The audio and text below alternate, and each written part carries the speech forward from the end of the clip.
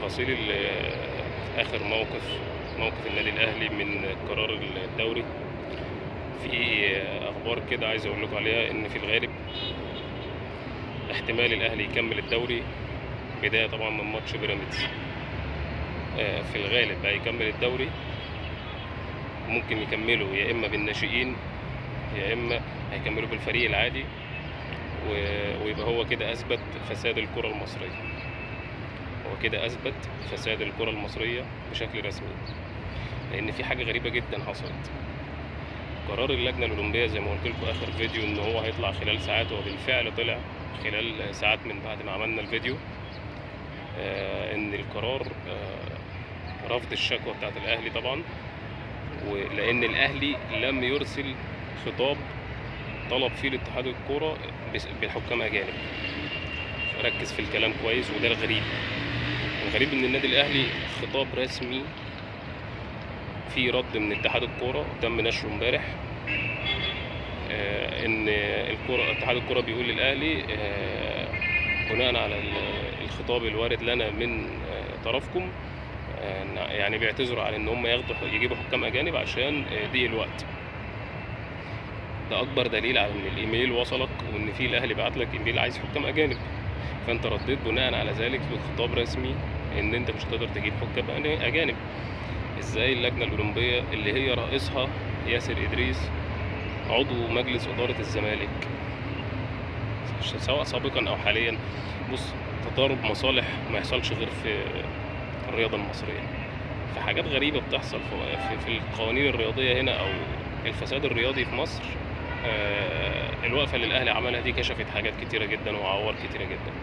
أتمنى منكم تنتشروا لايك للفيديو، تشتركوا في القناة وفعلوا الجرس على الكل، وصلوا على النبي. اللهم صل وسلم وزد وبارك عليك يا سيدي يا حبيبي يا رسول الله. سلام.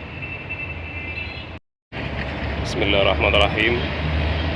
السلام عليكم ورحمة الله وبركاته. اخواتي وحبايبي واصحابي اللي بينوروني ويشرفوني دايما، اهلا بكم في فيديو جديد. تفاصيل اخر موقف النادي الاهلي من قرار الدوري. في اخبار كده عايز اقول لكم عليها، ان في الغالب احتمال الاهلي يكمل الدوري بداية طبعا من ماتش بيراميدز. في الغالب هيكمل الدوري، ممكن يكملوا يا اما بالناشئين يا اما هيكملوا بالفريق العادي، ويبقى هو كده اثبت فساد الكرة المصرية. بشكل رسمي، لان في حاجة غريبة جدا حصلت.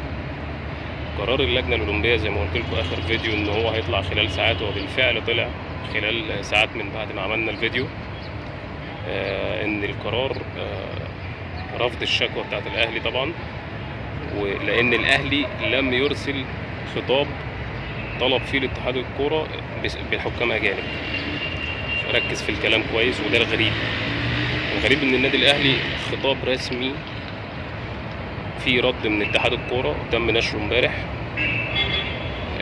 ان اتحاد الكرة بيقول للأهلي بناء على الخطاب الوارد لنا من طرفكم، يعني بيعتذروا على ان هم يجيبوا حكام اجانب عشان ضيق الوقت.